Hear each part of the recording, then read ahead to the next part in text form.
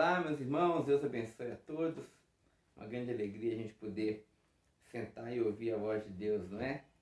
Então, hoje, quarta-feira, a gente vai continuar pensando um pouquinho sobre a família cristã. Nós temos visitado toda quarta-feira esse texto aqui de Efésios, capítulo 5, agora também o capítulo 6, e pedindo que o Senhor nos fale por meio do ensino do apóstolo Paulo. Então é para lá que nós vamos, Efésios capítulo de número 6.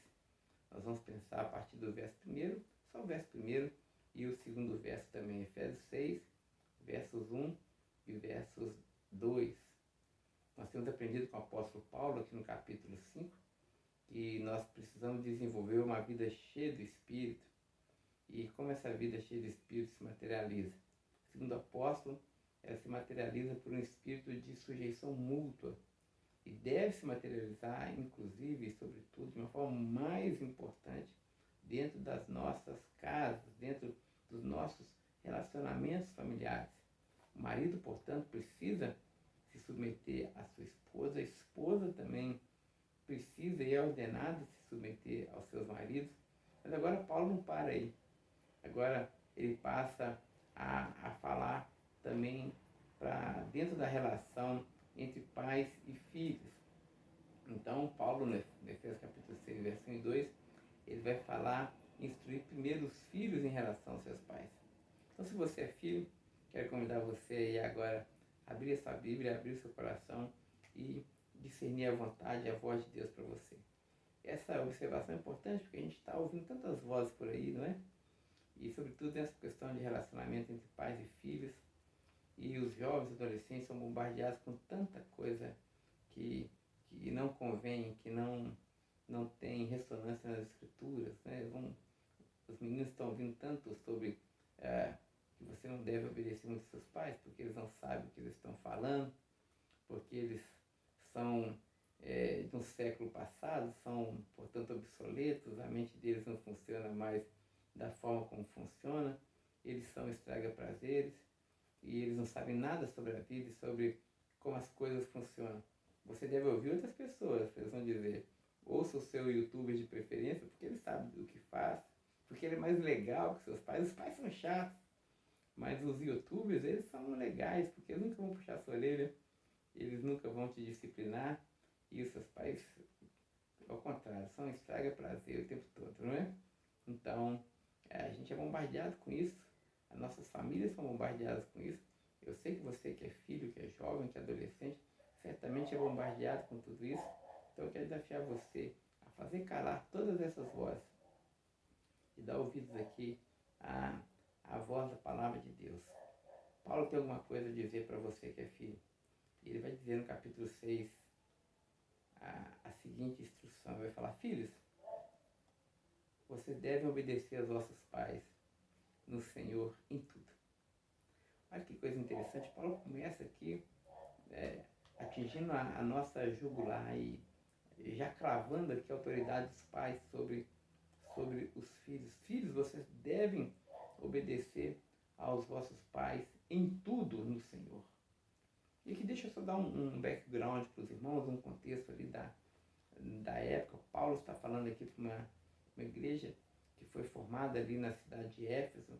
Éfeso era uma província romana ali na Ásia Menor, então uma cultura ali muito arraigada ali nos princípios romanos. E dentro desses princípios romanos, um que era muito praticado era o princípio do pater potesta. O que isso significa? Isso significa que o pai era o todo-poderoso dentro da casa. Então, o homem dentro da casa, ele tinha todo o poder de ordenar os seus filhos, de dar ordem à sua esposa, tinha inclusive o poder sobre a vida e sobre a morte dos seus filhos. Se o seu filho o desobedecesse, ele poderia vender o seu filho como escravo para alguém, porque ele era o proprietário, literalmente proprietário daquele corpo, daquela pessoa, ou poderia inclusive matá-lo, né? Então, quando Paulo fala que os filhos devem obedecer aos seus pais, naquela cultura, isso não era novidade nenhuma. Os filhos já sabiam muito bem de que eles deveriam obedecer aos seus pais, inclusive para salvar a própria vida, não é?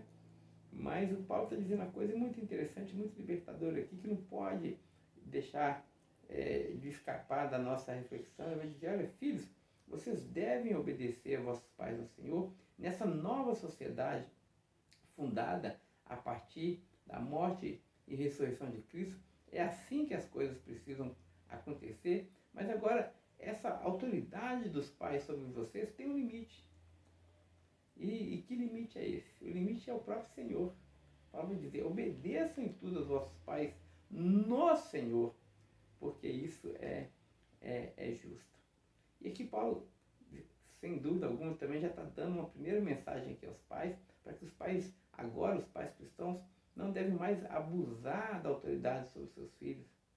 Devem entender que os seus filhos irão obedecê-los a partir do momento que eles também estão submissos ao Senhor. Paulo então transfere essa ideia do Pater Potesta, do Pai Todo-Poderoso, não para os pais de carne e osso, mas para o nosso Pai Celestial. Os filhos precisam obedecer aos seus pais, mas desde que essa obediência se dê no Senhor. Isso, em termos práticos, o que significa, irmãos? Nós estamos entrando aqui numa arena muito delicada, mas permita apenas trazer uma ilustração. O Dr. John Stott vai dizer que no primeiro século as pessoas entenderam esse texto basicamente assim. Ele vai dar um exemplo. Ele vai supor que um jovem tem ali o seu pai, e esse pai, por exemplo, é um pai pagão ainda, não conhece o Senhor, então não se submete à lei de Deus, e ele então quer se batizar. Aí seu pai vai se opor: não quero que você se batize. E aí ele, por conta da sua sujeição ao seu pai, naquela situação, eles faziam o quê? Eles não se batizavam. Eles não frequentavam muitas vezes as reuniões, porque eram proibidos por seus pais. Então eles se submetiam àquela ordem de seus pais. Isso era se submeter aos seus pais. Agora, por outro lado, se o seu pai o proibisse, por exemplo, de cultuar a Deus e de adorar apenas a Deus, porque nós temos ali dentro de Éfeso uma cultura extremamente politeísta, né, de vários deuses. Então, se o pai obriga o seu filho a não mais obedecer, ou não mais adorar a Deus, mas adorar agora os antigos ídolos, aí o seu filho precisa dizer: não, aí eu não posso obedecer. Aí importa obedecer mais a Deus do que obedecer aos homens. Talvez seja esse espírito, segundo o John Stott, que estava presente lá no ensinamento de Jesus, quando Jesus falou que quando ele viesse, ele ia trazer espada à terra, ele iria dividir as famílias, né? É justamente por isso, porque agora a nossa obediência aos nossos pais, elas devem continuar sendo exercidas, mas agora elas não são absolutas. Absoluto é Deus, meus irmãos. Deus é o nosso norte, Deus é o nosso paradigma, Deus é o Pai Celestial, diante do qual nós devemos de fato nos dobrar e obedecer integralmente. Mas os limites da autoridade dos nossos pais físicos são estabelecidos aqui pelo cristianismo, e esses limites são a própria lei de Deus. Muito bem, cada caso é um caso. Nós temos aí também questões modernas que precisam ser debatidas. Eu não vou aqui de forma alguma ser exaustivo. O meu conselho é que, antes de você se decidir sobre o que você deve obedecer ou não deve obedecer, se isso está ferindo a lei de Deus ou se não está, eu quero pedir para você que é filho, buscar orientação do seu pastor, do seu líder espiritual, de alguém que possa, junto com você, abrir as escrituras e ouvir a voz de Deus, dentro de um espírito sempre de sujeição, nunca de insubmissão, nunca de insubordinação, nunca de raiva, nunca de rebeldia, mas de sujeição. Esse é o espírito dentro do qual nós devemos tomar as decisões, se devemos ou não obedecer aos nossos pais, se os nossos pais estão fugindo da lei de Deus. Então, é só um parênteses que eu gostaria de pontuar aqui, que é muito importante, mas fechando esse parênteses, Paulo continua dizendo que nós devemos, portanto, obedecer aos nossos pais no Senhor. Ele vai dar os motivos para isso. Que talvez você possa perguntar: mas por que eu preciso obedecer aos meus pais, mesmo eles sendo cristãos? Mesmo ele me dando leis ordens que são bíblicas? Por que eu preciso agir assim? quem é que constituiu o meu pai autoridade sobre a minha vida? Por que eu não posso obedecer outras vozes? Bom, Paulo vai dizer, primeiro, ele vai dar dois motivos fundamentais. O primeiro deles, ele vai dizer que os filhos devem obedecer aos seus pais, porque isso é justo. E a palavra aqui de ascos, que é traduzida aqui por justo, por justiça, é muito interessante porque ela aponta para a ordem natural das coisas. É como se Paulo estivesse dizendo, obedeça os vossos pais no Senhor, porque sempre foi assim desde a criação. Porque é assim que você funciona. É porque é assim que as coisas são. Isso está em nós, isso já vem de fábrica, isso está dentro de nós, isso faz parte da ordem natural. Isso é muito interessante, irmãos, porque de fato, me parece que as coisas são assim mesmo. Se você visitar, por exemplo, os filósofos moralistas, tanto gregos como os romanos, vocês vão ver que dentro dos ensinos deles, essa questão de obediência aos pais era axiomática. Já era algo dado, era algo inquestionável, era uma verdade absoluta.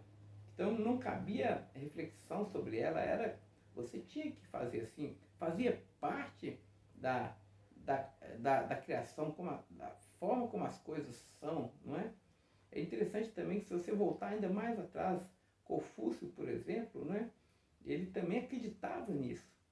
Tanto acreditava, se você for ver as culturas que são ali influenciadas por ele, a cultura japonesa, chinesa, coreana, eles têm esse princípio da sujeição aos pais, da obediência aos pais, de uma forma muito arraigada dentro da cultura deles.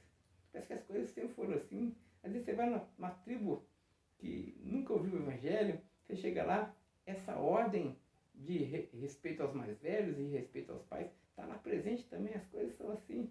Então Paulo vai dizer, olha, obedeça os vossos pais no Senhor, porque isso está no seu DNA. Você foi criado para obedecer aos seus pais. Você foi criado para reconhecer que seus pais têm autoridade sobre você.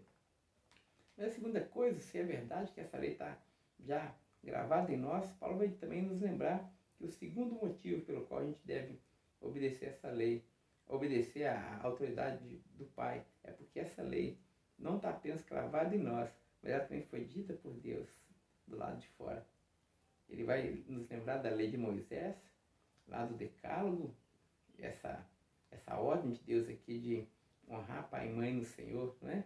Porque isso é justo, tá lá, filhos, obedecei aos vossos pais, né? Então, porque isso é justo, honra teu pai e tua mãe, para que te vá bem e seja de longa vida sobre a terra. Esse é o quinto mandamento lá do Decálogo. Paulo então vai dizer, olha, você precisa se sujeitar aos seus pais, porque essa é a lei de Deus. Essa é a ordem de Deus para você. Se você é tomado por esse espírito de sujeição mútua, se você é cheio dele, você vai se submeter aos seus pais, porque você automaticamente, fazendo assim, está se sujeitando à lei de Deus, às ordenanças de Deus. Deus cravou aquelas leis em tábuas de pedra, mas também agora, por meio do seu Espírito, além do testemunho interior e criacional, nós viemos de faca para nos sujeitarmos aos nossos pais, ainda por cima agora temos a própria lei de Deus cravada no nosso coração, escrito no nosso coração. Algo dentro do espírito cristão, algo dentro do coração da pessoa reconciliada com Deus, vai te dizer que você precisa realmente se sujeitar ao seu pai, obedecer ao seu pai. Isso está em nós, está no princípio da palavra de Deus. A gente não está inventando absolutamente nada, isso simplesmente está aí, as coisas são assim. Paulo vai dizer que nós precisamos submeter aos nossos pais e obedecer aos nossos pais, e ele agora vai nos dar um motivo positivo. Ele vai dizer que quando a gente faz assim, quando nos sujeitamos aos nossos pais, nós somos abençoados. Vai dizer que nós somos de longa vida sobre a terra. Ou seja, aqui não existe nenhuma promessa de que você, de forma literal, vai viver 100, 150 anos ou 90 anos porque você obedeceu ao seu pai. A ideia de longevidade aqui sobre a terra tem a ver com tempo de vida, mas também tem a ver com qualidade de vida. Você vai se dar bem, você vai bem, você vai ter as coisas no devido lugar, porque você não vai estar atropelando os processos. você não vai estar atropelando hierarquias, você não vai estar insubordinado. Então você precisa honrar o seu pai e sua mãe para que você esteja em paz, para que você tenha uma vida abundante. Eu faço muito velório, muito sepultamento. E é interessante quando você está ali no velório, você sabe muito bem aquele que foi um bom filho e aquele que foi um mau filho. O mau filho geralmente está desesperado quando os pais morrem. Porque dentro dele, ele sabe que ele deve, ele sabe que ele não foi obediente. Não importa a idade, está lá dentro dele.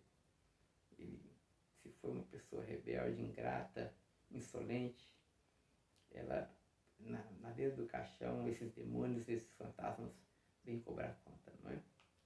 Mas você conhece também quando os filhos são bons.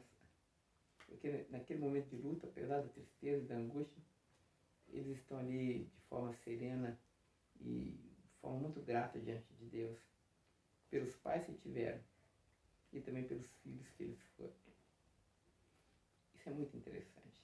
E essa ideia aqui do ir bem sobre a terra, é você passar bem sobre a terra, inclusive deixando testemunho dos seus filhos. Porque os seus filhos, você não se engane, se você é filho e é pai, seus filhos vão perceber a forma como você cuida dos seus pais, eles vão aprender, eles vão copiar. Paulo vai dizer então que esse é o mandamento de nós irmos bem sobre a terra. Então nós devemos honrar papai e mamãe. Agora deixa eu só encerrar com uma palavra aqui, porque talvez você agora já não seja mais o filhinho do papai e da mamãe, já seja velho, né? Já saiu de casa, já se emancipou, mora sozinho, já tem o seu próprio trabalho, ou já tem a sua família, mas seus pais ainda estão vivos. Você agora está livre dessa questão da obediência dos seus pais, no sentido de se submeter a eles, de fazer tudo que eles mandam, assim, porque agora você tem sua vida. Não é? O Dr. John Stott vai dizer que agora nessa emancipação, esse vínculo é quebrado. O vínculo da necessária obediência agora é quebrado. Mas agora entra um vínculo mais forte ainda, que é o vínculo da honra. Vai dizer honra seu pai e sua mãe, não é?